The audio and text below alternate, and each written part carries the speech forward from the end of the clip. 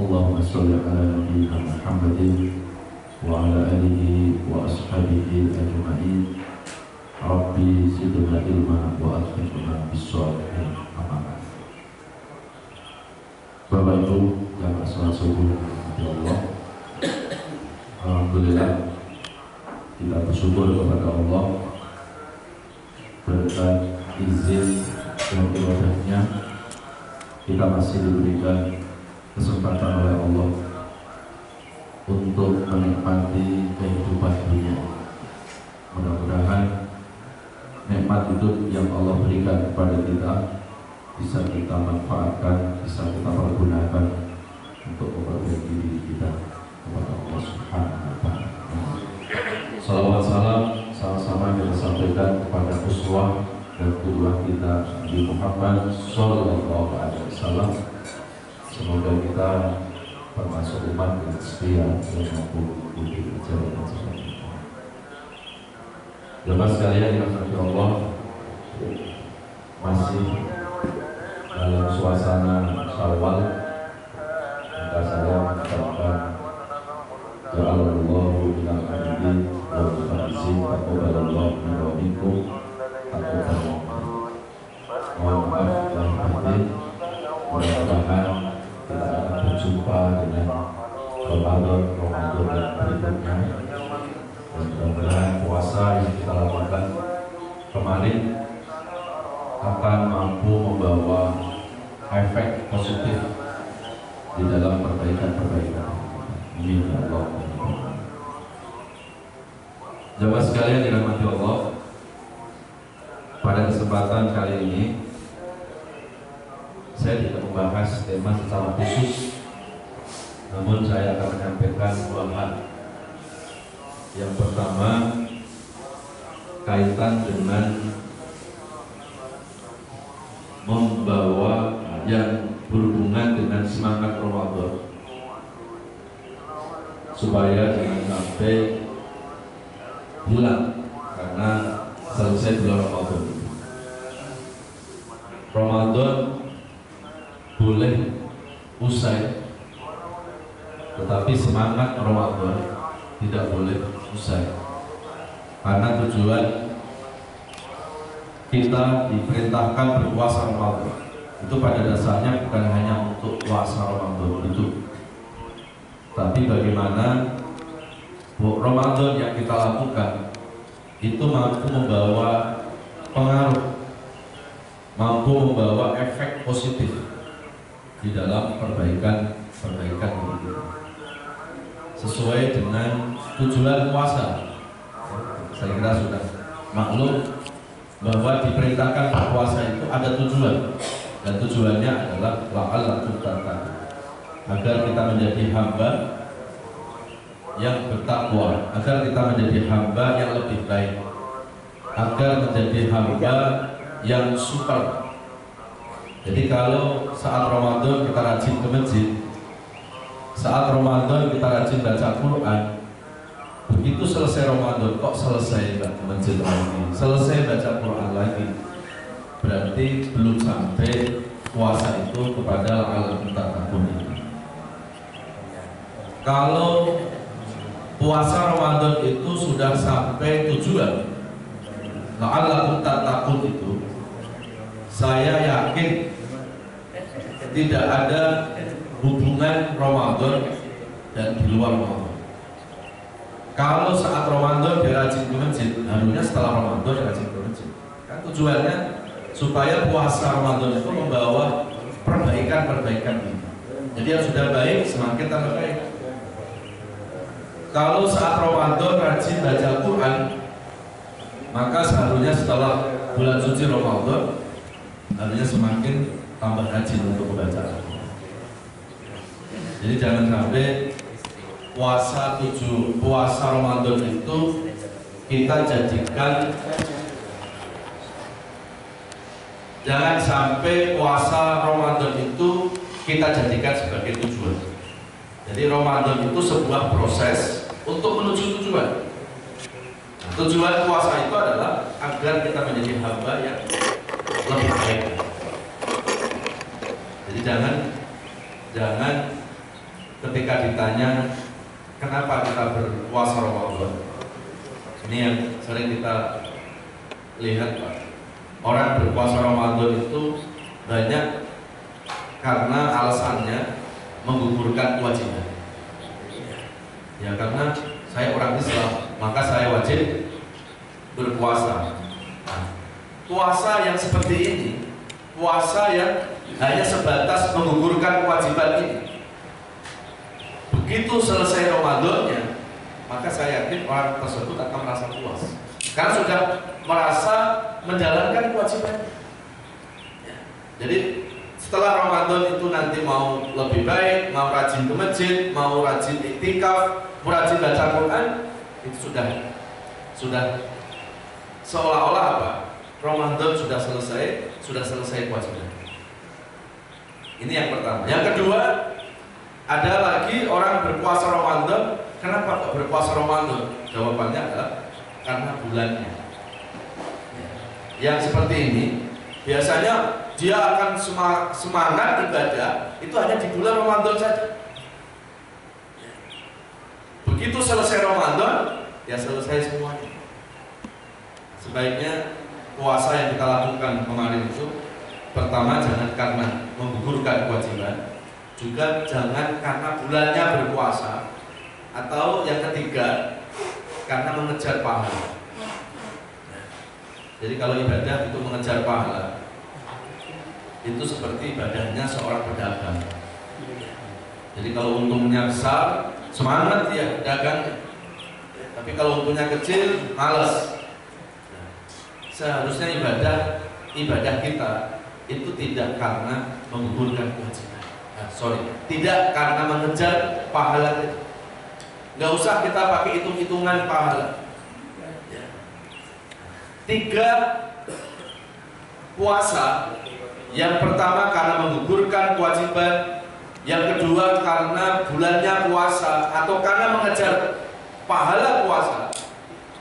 Ini harus kita rubah. Saya lebih setuju kalau ada orang yang bertanya, kenapa kok kita berpuasa Ramadan? Maka jawabannya adalah surat Al-Baqarah 183. Kenapa saya berpuasa Ramadan? Maka jawaban yang paling tepat adalah karena saya kepingin jadi orang yang lebih baik. La'allakum tattaqun. Jadi kalau saat Ramadan rajin ke masjid, bagus apa tidak? Saat Ramadan rajin baca Quran sampai sekian kali khatam, bagus apa tidak? Saat Ramadan rajin sedekah, baik apa tidak? Saat Ramadan rajin bersedekah, baik. Rajin iktikaf, baik. Tapi ada yang nggak baik. Setelah selesai Ramadan, selesai semua. Ini menunjukkan bahwa puasa yang dilakukan itu masih sebatas seremonial. Ya. Jadi saya lebih setuju kalau ada yang bertanya, kenapa saya berpuasa? Karena saya kepingin jadi orang lebih baik. Jadi begitu Ramadan rajin ke masjid, rajin baca Quran, selesai Ramadan, ya tidak ada alasan selesai kebaikan-kebaikan itu semua. Toh tujuannya kan agak lebih baik. Coba sekarang kita tanyakan ke diri kita, kenapa kita semangat ibadah nunggu Ramadan, semangat ibadah ke masjid nunggu Ramadan, semangat baca Quran nunggu Ramadan, semangat iktikaf nunggu Ramadan, semangat sedekah nunggu Ramadan. Coba kita tanyakan ke diri kita, apakah Allah hanya ada di Ramadan? Apakah surga hanya ada di Ramadan? Apakah pahala hanya ada di Ramadan? Coba tanyakan ke diri kita, karena Allah itu akan ada kapan saja. Surga akan ada kapan saja. Justru nilai dari ibadah, kalau saya buka di Quran itu bukan hanya dilihat dari ibadahnya saja, tapi akan dilihat pengaruh ibadah itu mampu nggak membawa perbaikan diri kita. Contoh nilai haji. Kira-kira di mana nilai haji?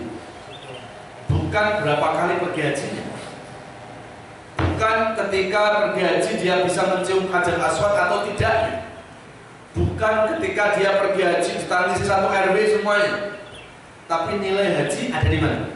Nilai haji ada di dalam efek positif dari ibadah haji itu, mampu nggak membawa perbaikan-perbaikan diri kita. Jadi kalau sebelum haji mamanya sholatnya masih belum baik, tetangganya bermasyarakatnya masih belum baik, begitu selesai haji kok semakin tambah baik, berarti disitulah nilainya. Tapi kalau sebelum haji dan setelah haji kok sama saja, jangan-jangan yang pergi haji itu fisiknya, hatinya belum kemana-mana. Jadi ini yang harusnya kita luruskan mindset kita ya, dalam memahami ibadah. Apapun ibadah, nah, termasuk ibadah sholat. Nilai sholat kita itu bukan dilihat, maaf, berapa lama kita sudah sholat, atau nilai sholat itu bukan dilihat sudah berapa lama sujud kita di dalam sholat, berapa panjang surat yang dibaca di saat sholat, tetapi nilai sholat kita itu akan dilihat pengaruhnya juga. Jadi kalau kita ingin tahu nilai sholat kita, lihat sebelum dan setelah sholat. Sebelum dan setelah sholat. Sebelum sholat kita masih senang berbuat maksiat, kok setelah sholat tetap masih sama seperti itu, berarti sholat yang kita lakukan itu masih sebatas menggugurkan kewajiban. Kan di dalam Quran kalau kita buka di surat Al-Ankabut surat 29 ayat 45 jelas itu, inna sholata tanha anil fahsya'i wal munkar wa la dzikrullahi akbar wallahu ya'lamu ma tasna'un. Sesungguhnya sholat yang baik itu adalah sholat yang mencegah perbuatan dosa. Jadi kalau kita ingin tahu sholat kita itu dinilai Allah atau tidak, jangan kita lihat berapa lama sujudnya, berapa lama kita sudah sholat, tapi lihat sebelum dan setelah sholat. Mampu nggak sholat itu mencegah dosa-dosa kita? Mampu nggak sholat yang kita lakukan itu membawa efek positif di dalam perbaikan diri? Saya ambil contoh gini Pak. Seorang istri kalau kepengen tahu nilai sholatnya punya pahala atau tidak di hadapan Allah, lihat bagaimana seorang istri itu setelah sholat. Mampu nggak seorang istri itu menjadi istri yang lebih baik? Mampu nggak seorang istri itu menjadi istri yang baik buat suami, menjadi ibu yang baik buat anak-anaknya? Jadi harusnya ibadah itu membawa efek seperti itu. Jadi bukan hanya ibadah itu baik dalam ibadah saja, tapi bagaimana dalam perilaku, dalam keseharian kita. Nah, kalau seorang suami sudah sholat, harusnya ya suami itu menjadi suami lebih baik. Dia lebih bertanggung jawab, dia lebih sayang sama istri dan anak-anaknya. Dia tidak pelit dengan keluarga. Harusnya ke arah sana. Nah, kalau seorang anak sudah sholat, harusnya sholat itu juga membawa efek positif. Apa? Anak itu menjadi anak yang berbakti kepada kedua orang tua. Kalau itu dilakukan oleh individu yang hidup di tengah masyarakat, dia sudah sholat, harusnya dia semakin baik dengan masyarakat. Jadi tidak apatis dalam bermasyarakat. Jadi jangan ibadah itu disekat. Jadi jangan seolah-olah, Ustaz, saya sudah sholat, sudah puasa Ramadan, sudah haji, kayaknya udah pantas masuk surga. Ya. Padahal kalau kita buka di dalam hadis, ternyata banyak kok, ya, hadis-hadis yang menghubungkan surga itu dengan perilaku, surga itu dengan bertetangga. Kalau kita buka dalam hadis namanya, "Mangkana yu'minu billah wal yawmil akhir fal yukrim jarahu." Barang siapa yang mengaku beriman kepada Allah, beriman kepada hari akhir, maka hendaklah memuliakan tetangganya. Jadi jangan kita mengaku teriak-teriak seorang beriman, tapi tetangga nggak baik. Berarti kan tetangga juga bisa masukkan ke surga kita. Ya. Kemudian hadis lagi, "Man kana yu'minu billah wal yawmil akhir fal yukrim dhaifahu." Barang siapa yang beriman kepada Allah dan hari akhir, maka hendaklah memuliakan tamunya. Jadi ketika ada tamu di rumah kita, itu yang datang surga kalau kita layani dengan baik. Jadi harusnya ibadah itu membawa perubahan. Itu bukan hanya dalam ibadah itu, tapi bagaimana membawa efek positif dalam perilaku, dalam kehidupan sehari-hari kita. Kalau seorang karyawan dia sudah beribadah, ya harusnya efek ibadah itu membawa karyawan, membawa efek positif. Dia menjadi pekerja yang baik, tidak korupsi dan seterusnya.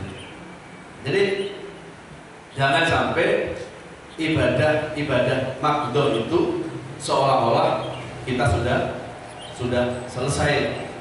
Ada ibadah yang disebut ghairu maqdhah. Ghairul Maghdubi itu ibadah yang di luar sholat, zakat, puasa, haji. Bahkan kata Rasulullah, wa tabassamuka ala wajhi akhika shadaqah. Senyum kita kepada saudara kita itu adalah merupakan sedekah. Senyum itu ibadah ghairul maghdubi. Jamaah sekalian yang dirahmati Allah, begitu juga nilai puasa Ramadan kita itu juga akan dilihat 11 bulan setelah puasa itu. Jadi jangan kita merasa puas seolah-olah Ramadan kemarin itu sudah memastikan kita akan masuk surga. Jadi jangan puasa Ramadan kita kemarin itu seolah-olah sudah selesai tanggung jawab kita.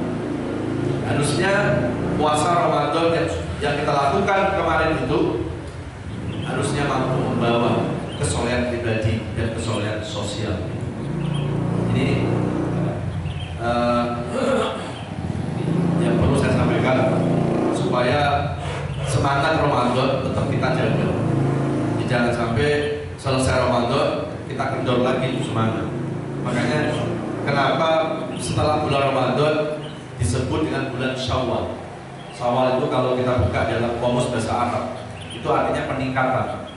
Syawal itu adalah sebuah tahapan. Jadi harus lebih meningkat. Kemudian yang kedua tentang halal bihalal. Tentang halal bihalal. Ini saya perlu sampaikan karena saya terus terang sangat miris, ya, sangat sedih di saat orang selesai Ramadan, baru selesai Ramadan, ya, memasuki 1 Syawal. Kita lihat di beberapa sosial media, mungkin ada di salah satu grup WA, ada yang memposting, ada yang mengupload, ada yang menulis bahwa halal bihalal kunjung mengunjungi, ya, sama saudaranya, sama umat Islam, itu disebut bid'ah. Itu disebut sesuatu yang mengada-ada. Ini perlu saya sampaikan karena dianggapnya Rasulullah tidak melakukan itu. Ya. Rasulullah tidak melakukan itu. Jadi ada seseorang yang dia datang sekeluarga mendatangi tetangganya, tadinya rumahnya terbuka, begitu didatangi kemudian ditutup rumah karena mereka beranggapan ini tidak dilakukan oleh Rasulullah dan mereka mengatakan itu adalah bid'ah. Kalau hanya sebatas bid'ah mungkin saya pikir sesuatu yang tidak dilakukan oleh Nabi bid'ah, ya. Tetapi kalau kemudian bid'ah itu langsung dianggap sesat, ini yang kita lihat, ya. Bahkan sampai sempat di grup WA itu sampai ada perdebatan panjang, ya. Bahkan yang tidak setuju dia meminta tolong sebutkan dalil, tolong sebutkan alasan yang dianjurkannya halal bihalal, tolong sebutkan dalil di Quran dan tolong sebutkan dalil di dalam hadis. Jadi baru selesai Ramadan, selesai nafsu, ya, iblis sudah mulai masuk di dalam diri kita. Ya. Jadi ini perlu saya sampaikan. Kalau persoalan halal bihalal kemudian ini disuruh mencari dalilnya di Quran, saya kira kalau kita cari dalil Quran secara spesifik ya nggak ada. Ya. Secara spesifik dalil di hadis pun ya nggak ada. Kalau kita cari seputar istilah apa halal bihalal. Ya. Tetapi kalau kita melihat pesan moral, esensi halal bihalal, saya yakin ada di Quran. Kalau kita cari pesan moral di dalam hadis pun ada tentang dalil halal bihalal. Esensi halal bihalal apa sih sebetulnya? Esensi halal bihalal itu kan bagaimana melakukan hubungan silaturahim.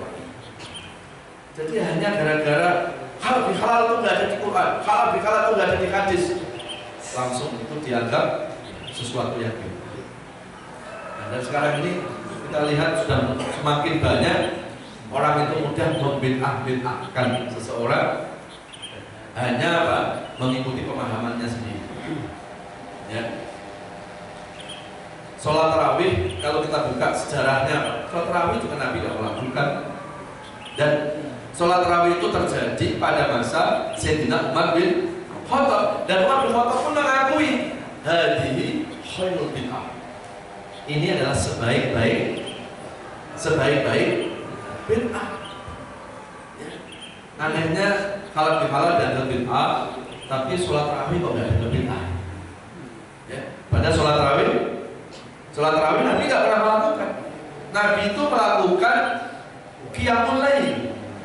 Dan qiyamul lail itu nggak hanya di Ramadan, Rasulullah. Ya. Qiyamul lail itu menghidupkan ibadah di waktu malam. Dan Rasulullah itu melakukan qiyamul lail itu nggak di Ramadan kan? Jadi kalau kemudian nanti diangkat terus Pak, saya khawatir nih Pak, saya khawatir ya, umat Islam itu nanti akan terpecah. Umat Islam lama-lama akan terkotak-kotak. Ya, yang ini dianggap pengikut sunnah, yang ini dianggap pengikut apa? Bid'ah. Dan ini sekarang kita lihat sudah mulai terjadi. Ya. Hanya gara-gara beda furu'iyah saja, kemudian langsung dianggap apa? Bid'ah. Dan langsung dijudge seolah-olah apa? Sesat. Yang benar siapa? Saya. Yang masuk surga siapa? Saya. Yang lain gimana? Nggak bisa masuk surga. Padahal kalau yang lain masuk neraka semuanya, yang masuk surga dia sendiri. Kira-kira nggak masuk surga sendirian? Ini perlu saya sampaikan supaya jangan sampai kita dalam memahami agama ini dipahami dengan pemahaman yang kaku. Ya. Kalau agamanya saya yakin nggak pernah kaku, yang kaku pemahaman manusianya. Ya. Agama Islam itu adalah agama yang sangat elastis. Ya. Kalau kita bicara tentang syariat, ternyata di dalam Islam kan ada furu'us syariah, ada usulus syariah. Usulus syariah itu pokok dari syariat. Apa itu? Termasuk sholat, zakat, puasa, haji. Itu masuk dalam usulus syariah, pokok syariat. Dan itu yang harus ikut Nabi. Seperti sholat, namanya ada hadis, shollu kama ra'aitumuni usolli. Sholatlah seperti aku sholat. Rasul sholat zuhur 4 rakaat, Rasul sholat zuhur sholat asar 4 rakaat. Udah ikuti saja. Ini usulus syariah. Ya. Ada lagi di dalam ajaran agama itu ada yang namanya furu'us syariah, cabang-cabangnya syariat. Ini lebih kepada istihad, lebih kepada fikih. Maka sebaiknya kaitan hadis kullu bid'atin dhalalah, setiap bid'ah itu sesat, harusnya dikaitkan dengan usul syariah yang merubah syariat. Ada orang sholat subuh kan orang habis tidur, harusnya kan rakaatnya lebih apa? Lebih banyak karena sudah mengumpulkan tenaga, sudah fit.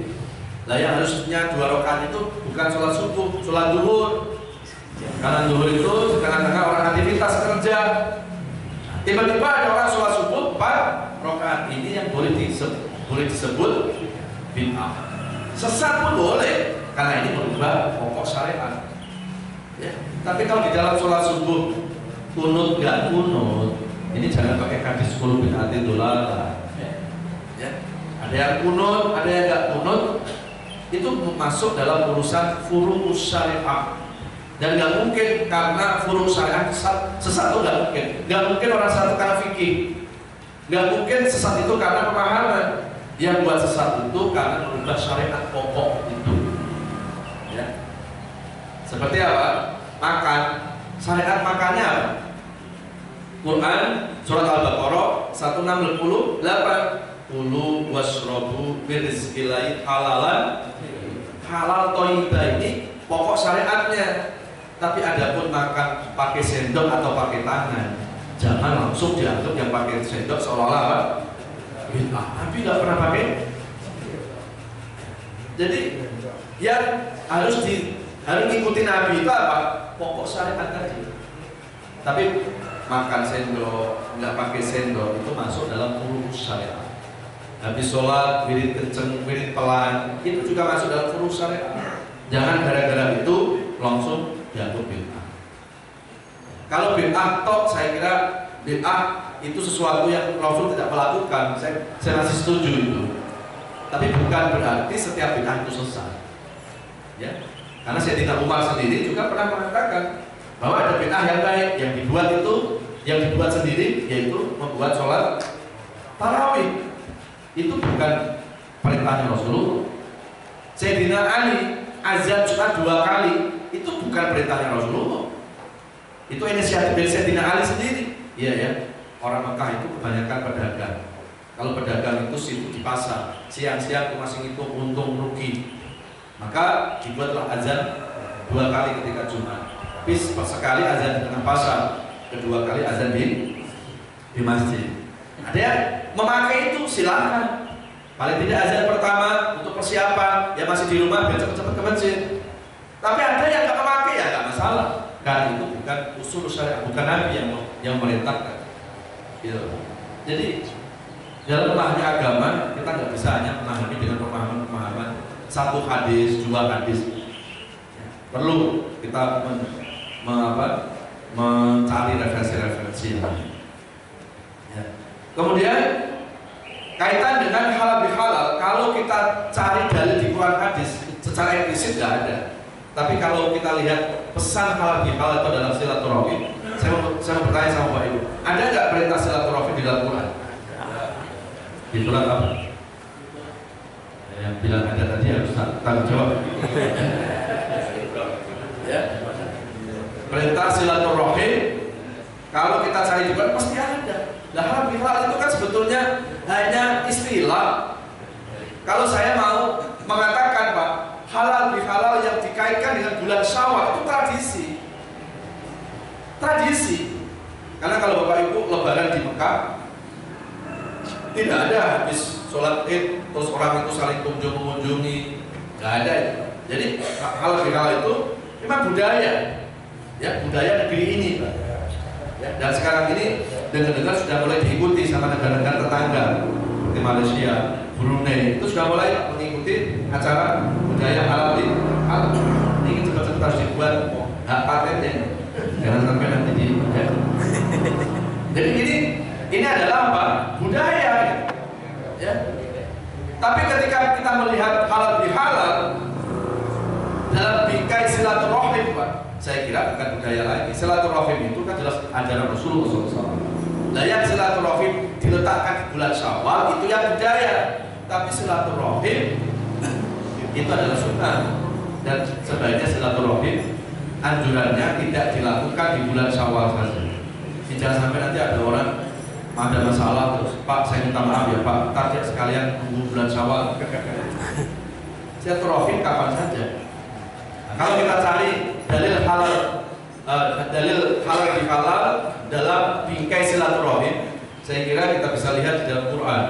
An-Nisa surat 4 ayat yang pertama itu Pak, di ending ayat yang terakhirnya itu, wattaqullaha alladzi tasaaluna bihi wal arham innallaha kana 'alaikum raqib. Saya kira ini sudah cukup menjadi hujah, menjadi dalil bahwa silaturahim ya dalam budaya halal bihalal itu sangat tidak dilarang dalam ajaran agama. Jadi kalau yang mengatakan bid'ah yang dikaitkan ini sesat, jelas orang itu tidak membaca An-Nisa surat keempat ayat pertama. Wattaqullah, dan bertakwalah kepada Allah, dengan nama Allah kita minta tolong, dan wal arham itu ayatnya, dan bersilaturahimlah, sambung tali silaturahim. Jadi saya yakin silaturahim ini di dalam Quran Pak dibarengkan dengan perintah bertakwa. Ya. perintah bertakwa biasanya di Quran itu dibarenkan sama perintah iman. Ya ayyuhalladzina amanu ittaqullah. Itu kebanyakan. Tapi khusus di surat An-Nisa, surat keempat ayat yang pertama itu perintah silaturahim itu yang dibarenkan sama takwa. Maka menurut penjelasan ulama tafsir, kenapa kok perintah silaturahim itu dibarenkan dengan perintah takwa? Ini memberikan pesan bahwa orang yang bertakwa harus senang bersilaturahim. Jadi kalau ada orang aku bertakwa kok musuh-musuhan, ya, suruh baca surah An-Nisa. Ya, orang yang bertakwa itu harus senang bersilaturahim. Nah, apa sih pesan silaturahim? Silaturahim itu pesannya adalah, kalau kita lihat dari etimologi bahasa Arabnya, silah itu kan menyambung. Rahim apa? Rahim kasih sayang. Berarti pesan silaturahim bagaimana menumbuhkan empati, bagaimana menumbuhkan kasih sayang. Jadi nggak bisa orang bersilaturahim itu hanya dilihat makna fisik. Kan sering orang itu ditanya, Pak mau kemana? Mau silaturahim. Ke rumah siapa? Ke Anu. Jadi seolah-olah silaturahim itu lebih dikaitkan urusan fisik. Padahal sebetulnya makna silaturahim itu bukan hanya makna fisik, tapi bagaimana menumbuhkan empati kasih sayang. Sekarang gini Pak, apa artinya kita sekarang berdekatan fisik? Kalau hati masih bermusuh-musuhan, memang sekarang silaturahim? Belum. Ya. Mas, kok salaman tangan sampai 3 jam? Apa tujuannya? Silaturahim. Apa itu silaturahim? Jabatan tangan 3 jam, tapi hatinya masih belum salaman. Ya. Jadi silaturahim itu bukan makna fisik. Silaturahim itu menumbuhkan empati, menumbuhkan kasih sayang. Bicara silaturahim berarti pertama apa? Bicara persaudaraan. Bicara persaudaraan berarti bicara kemanusiaan. Bicara kemanusiaan berarti bicara sosial. Bicara sosial berarti bicara kasih sayang. Bicara kasih sayang berarti bicara persamaan. Dan bicara persamaan tidak bicara perbedaan. Itu esensi silaturahim. Jadi ada orang mau bersilaturahim, tapi yang selalu dilihat perbedaannya apa? Itu hanya retorika pasti. Jadi begitu kita bersilaturahim, sudah nggak usah lihat perbedaan. Hatta dia non muslim pun nggak ada alasan kita tidak baik dengan orang. Karena urusan perbedaan agama sudah ada ayat lakum dinukum kalian itu. Ya. Itu ada orang yang berbeda agama. Dan terus bagaimana kepada orang yang agamanya sama, Tuhannya sama, Qurannya sama, masjidnya, kiblatnya sama, tentu hanya gara-gara sepele kemudian saling memutuskan silaturahim. Hanya gara-gara beda fikih langsung putus silaturahim. Ya, ini yang perlu kita rubah mindset kita. Jadi silaturahim itu bukan makna fisikal. Silaturahim itu bagaimana menghubungkan hati. Ya, jadi jangan tangan salaman tapi hatinya tidak salaman. Jangan fisiknya berdekatan tapi hatinya masih berjauhan. Itu dalil yang pertama. Yang kedua, surat Muhammad surat 47 ayat 22-23. Ini dalil yang menjelaskan pentingnya silaturahim. Bahkan di surat Muhammad surat 47 22-23 ayatnya, Allah memberikan peringatan cukup keras kalau ada orang itu memutuskan silaturahim.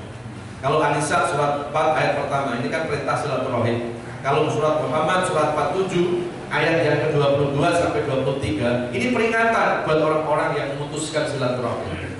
Mudah-mudahan yang memutuskan silaturahim setelah baca surat Muhammad ayat 22 sampai 23 menjadi sadar ya, bahwa silaturahim ini adalah merupakan sunatullah.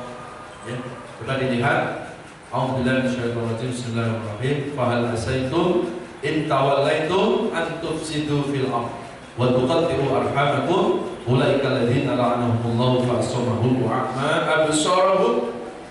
Shadaqallahul adzim. Apakah manusia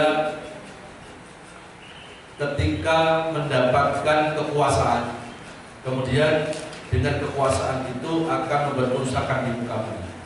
Ini peringatan Allah kepada para pejabat. Kenapa para pejabat diingatkan dengan kekuasaannya? Karena biasanya kekuasaan itu dekat sama otoriter. Enggak dulu, enggak sekarang. Karena merasa kuasa. Makanya Fir'aun Kenapa dia otoriter, dia diktator? Karena merasa kuasa.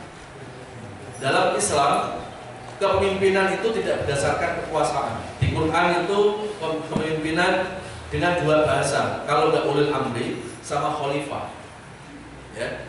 Jadi kalau kekuasaan itu bukan dalam konsep Islam. Kekuasaan itu sekuler. Ya. Jadi kalau dalam Islam Allah menyebut kepemimpinan itu satu di Quran itu ulil amri, itu di An-Nisa, ya. Antiullaha wa atiur rasul wa ulil amri minkum fa in tanaza'tum fi syai'in farudduhu ila Allah wa rasul. Itu ada di surah An-Nisa surat keempat ayat 68. Kemudian ada lagi kepemimpinan di dalam Quran itu khalifah. Al-Baqarah surat kedua ayat 30. Wa idz qala rabbuka lil malaikati inni ja'ilun fil ardi khalifah. Khalifah itu pelindung, pemanage. Ulil amri itu bukan kekuasaan. Ulil amri itu orang yang diberikan amanah. Amanah itu tanggung jawab. Yang paling enak itu orang punya tanggung jawab apa lepas tanggung jawab? Punya tanggung. Kok pada dia berarti kepingin jadi pejabat semuanya? Yang enak itu orang kalau sudah lepas tanggung jawab, Pak. Ya? Makanya ada orang yang mendapatkan amanah pejabat, ya, bukannya senang, tapi justru malah menangis karena takut nggak bisa tanggung jawab. Ya. Kemudian yang kedua, kembali ke Muhammad ayat 22-23. Wa tuqaddimu arhamakum. Nah, ini peringatan buat orang yang memutuskan tali silatul rahim. Faulaikal ladzina la'anahumullah, maka orang-orang yang pertama yang menggunakan jabatannya bukan untuk memakmurkan rakyat, malah membuat kerusakan di muka bumi ini. Yang kedua, peringatan buat orang memutuskan silaturahim. Ulaikal ladzina la'anahumullah, mereka itulah orang-orang yang akan mendapat laknatnya Allah. Laknat itu apa? Laknat itu dalam bahasa Arab disebut ba'idun an rahmatillah, orang yang dijauhkan dari rahmat. Sebaliknya rahmat apa? Orang kalau mendapat rahmat berarti gak disiksa. Ya. Kalau tidak mendapat rahmat, sebaliknya apa? Mendapatkan laknat, mendapatkan siksa. Jadi yang mendatangkan siksa menurut ayat tadi itu nggak cuma hanya ninggalin sholat. Yang mendatangkan siksa itu nggak cuma meninggalkan puasa, tapi memutuskan silaturahim akan mendatangkan siksa Allah, akan mendatangkan laknat Allah. Ayatnya jelas, Pak. Jadi kalau hari ini nih, Pak, hari ini ada orang takut ninggalin sholat, bagus apa tidak? Takut ninggalin puasa, ditanya, Mas, berani gak Mas? Gak usah puasa Ramadan sehari saja. Gak berani Pak Ustaz, kenapa? Saya takut disiksa. Tapi begitu ditanya, kok sampai gak baik sama tetangga sebelah itu gimana? Itu sih biasa. Ya. Mau surat Muhammad. Jadi berarti yang mendatangkan siksa menurut Quran itu gak cuma ninggalin sholat, tapi putusin silaturahim, Pak. Allah. Memutuskan persaudaraan itu sama mendapatkan laknatnya Allah. Bahkan kalau kita buka di dalam hadis, la tajidu raihal jannah, macam-macam, enggak main-main, Pak. Tidak bakal mencium raihal jannah, bau harumnya surga. Siapa itu? Akul walidain, anak yang durhaka orang tua. Jangan ketika anak pengen masuk surga, seolah-olah dengan sholatnya, seolah-olah dengan zakat, puasanya, udah pasti masuk surga. Enggak bisa. Surganya anak ada di ridho orang tua. Dan kalau anak durhaka sama orang tua, nggak bakal mencium bau harumnya surga. Apalagi orang tua yang namanya ibu, surga di bawah telapak kaki ibu. Hari ini banyak anak cari surga di tempat yang jauh-jauh, padahal ketika hari ini masih ada orang tuanya, itu sudah ada surga di dalam hidup anaknya. Apalagi orang tua itu ada di rumah kita, berarti di rumah kita sudah ada surga kita. Ya. Yang kedua, siapa yang nggak bisa mencium bau harumnya surga? Khatibur rahim, orang yang memutuskan silaturahim. Jadi berarti masuk surga gak cukup sholat tok, zakat tok, musuh-musuhan, itu juga akan mendatangkan siksanya Allah dan haram, tidak akan mencium bau harumnya surga. Dalam hadis yang lain, la yahidu lil muslimin ayyahjuruhu fawqa salasati ayyam, Hadis dari Imam Ahmad, tidak halal seorang muslim mendiamkan saudaranya lebih dari 3 hari. Nah, berarti batas maksimal kalau ada persoalan 3 hari harus selesai. Makanya kalau kita nggak baik, kita musuh-musuhan sama orang, sebaiknya berdua datang ke notaris. Ya. Buat perjanjian, yuk kita musuhan, 3 hari selesai gitu. Ya. Itu hukum umum. Tapi kalau suami istri ada hadis yang lain. Kalau suami istri bukan 3 hari batasannya. Dari sholat satu ke sholat yang lain harus sudah baikan. Ya. Makanya kalau berantem sama istri jangan sholat maghrib. Kalau itu apa?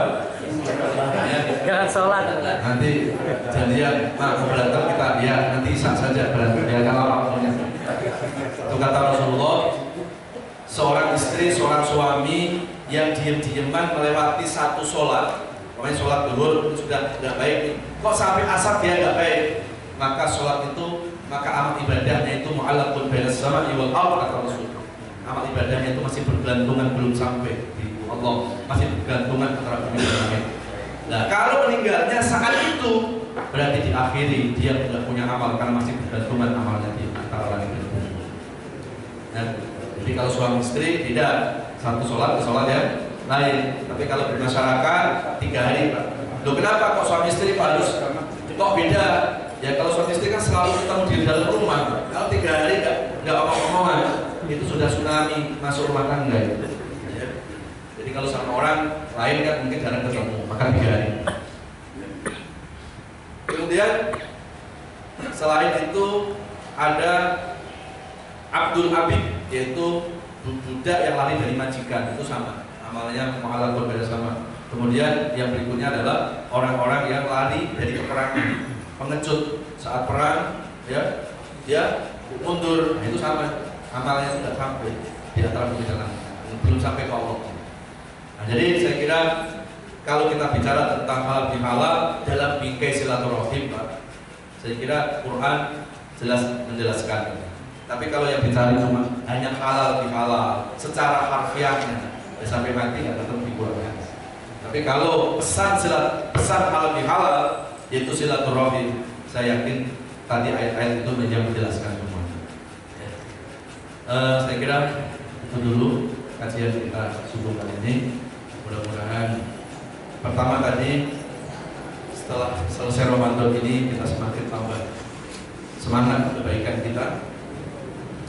Kemudian yang kedua, mudah-mudahan puasa yang kita lakukan itu tidak hanya menjadikan kita soleh secara pribadi, tapi juga menjadikan kita seorang yang soleh sosial. Amin ya Allah.